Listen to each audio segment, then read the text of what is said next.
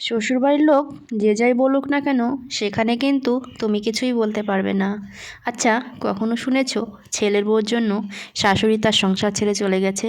কিন্তু এমন কিছু কুটনি শাশুড়ি আছে যে তাদের জন্য তাদের ছেলের সংসারটা ভেঙেছে। ছেলের বউটা তার ছেলের থেকে ভালোবাসা পাওয়া বন্ধ হয়ে গেছে, তার স্বামীর ভালোবাসা থেকে সে বঞ্চিত হয়েছে। এরকমটা যদি শাশুড়ির সঙ্গে হতো তাহলেই কিন্তু পাড়ার লোকও বলতো যে কীরকম একটা মেয়েকে বিয়ে করে এনেছে, মেয়েটা একদমই ভালো না। দেখো, একটা সময় না গায়ের রক্তটা গরম থাকে না। তাই বলছি, সময় থাকতে ছেলের বউকে ভালোবাসো, কারণ সময় ফুরিয়ে গেলে তুমি হাজার চেষ্টা করলেও কিন্তু সেই ভালোবাসাটা ফিরে পাবে না।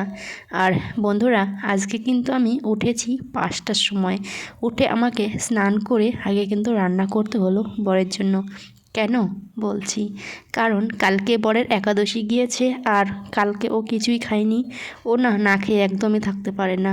তার জন্য কিন্তু আজকে দেখো সকালে কত কিছু করেছি। আমসত্ত্বর চাটনি, বাঁধাকপির ঘ্যাট, পাঁপড়, তারপরে দেশি আলু দিয়ে সয়াবিনের তরকারি।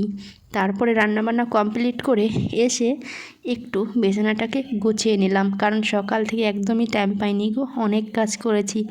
আর অনেকক্ষণ থেকে ইচ্ছে করছে একটু চা খাবো, কিন্তু সেই সময়টাও আর পাচ্ছি না। দেখো, রান্না করার পরেও কিন্তু কত বাসন থাকে।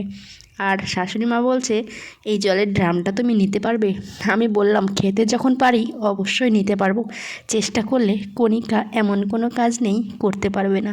সত্যি বলছি, আমি যে কাজটা বলি একটু আমি করব, চেষ্টা করি, তাহলে কিন্তু সেই কাজটা আমি অনায়াসে করে ফেলি।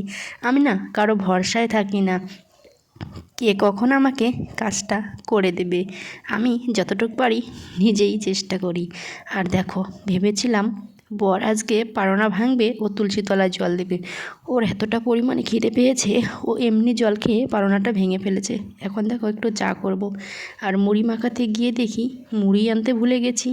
তো ভিডিওটা আজকের মতো এখানেই, আবার দেখা হচ্ছে কালকে ঠিক সন্ধ্যা 6টায়।